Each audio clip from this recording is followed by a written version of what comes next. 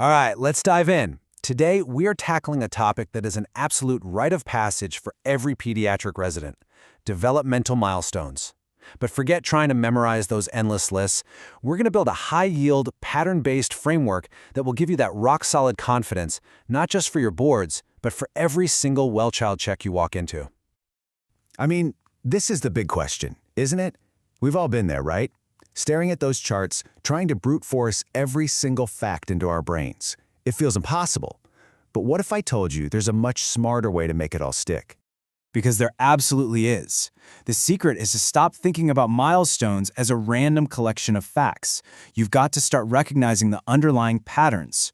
We're going to build a mental framework first, a structure where every milestone has a logical home.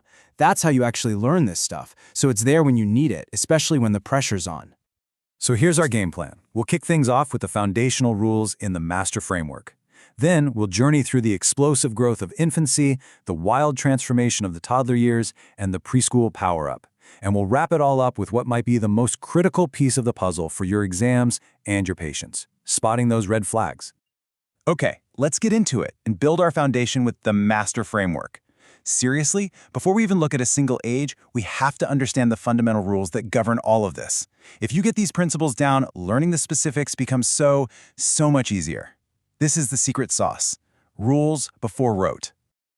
Golden rule number 1, you can't forget this. Development is predictable. It flows from head to toe, that's cephalocaudal, and it flows from the center of the body outward, that's proximodistal.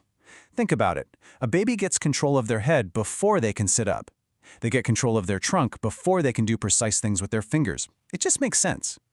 And at every single age, we are assessing development across these 4 pillars: gross motor, fine motor, language, and social/cognitive.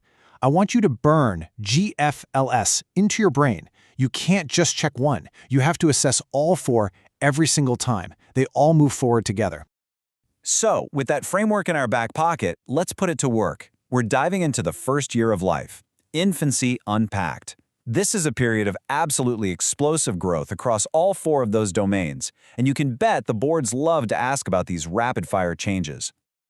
You know, this slide really gets at the heart of what we do as residents, doesn't it? In the clinic, with our patients, we see development as this beautiful, fluid journey. But let's be real. For your exams, you need the hard facts. You need the checklist. So for the next few minutes, we are all about that checklist.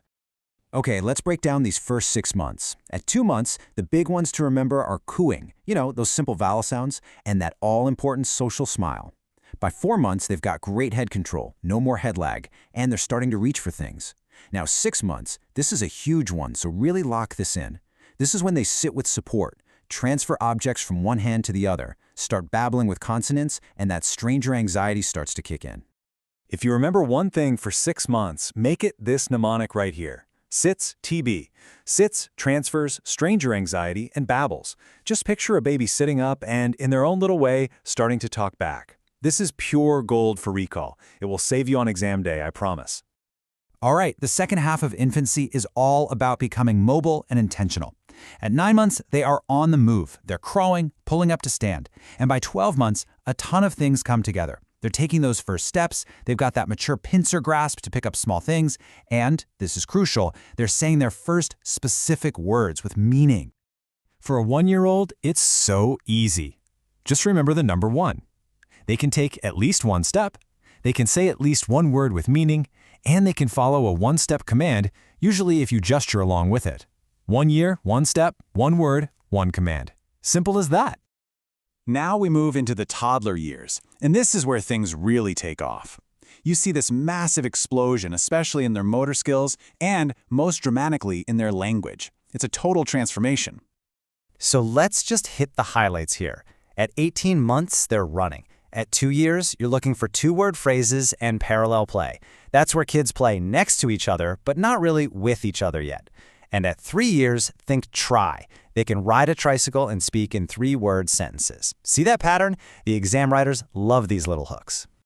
And for a 2-year-old, you absolutely have to know the rule of 2s. It's just too good. They use 2-word phrases. They can follow 2-step commands. They go up the stairs using 2 feet per step. And of course, they can run really well on their 2 legs. It's a beautiful little pattern to lock in. And here is an absolute classic for your boards, the language intelligibility rule. Just remember this, 2, 3, 4 equals 50, 75, 100. At age 2, a stranger should understand about half of what they say. At age 3, about 75%. And by age 4, they should be 100% understandable. Next up, the preschool years. This is all about refining those earlier skills and developing much more complex social interactions. They're getting ready for school and for the world. You know, what's so cool here is how you can see their fine motor skills progressing in such a predictable way. You can almost tell a child's age just by what they can draw. It starts with a simple line, then a circle at age 3. At 4, they can manage a cross or a square, a triangle at 5, and finally that tricky diamond at 6. The simple rule? The number of corners they can draw increases with their age. And this table just puts it all together. At 4, they're hopping on one foot and starting to play cooperatively. By 5, they're skipping, they can count to 10, and they're learning how to follow rules in games. And by 6, they're riding a bicycle and navigating more complex friendships. They are officially big kids now. Okay, let's shift gears for a second. And I want you to listen up, because this is probably the most important section of our entire talk. Knowing what's normal is great, but knowing when to worry, that's absolutely critical. These are your high-yield, can't-miss referral triggers. No social smile by 3 months? You've got to be thinking about vision or maybe ASD. No babbling by 6 months? First thing you do is check their hearing. Not walking by 18 months is a clear motor delay.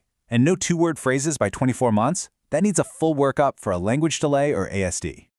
But look, if there is one thing, just one thing you take away from this entire talk, let it be this.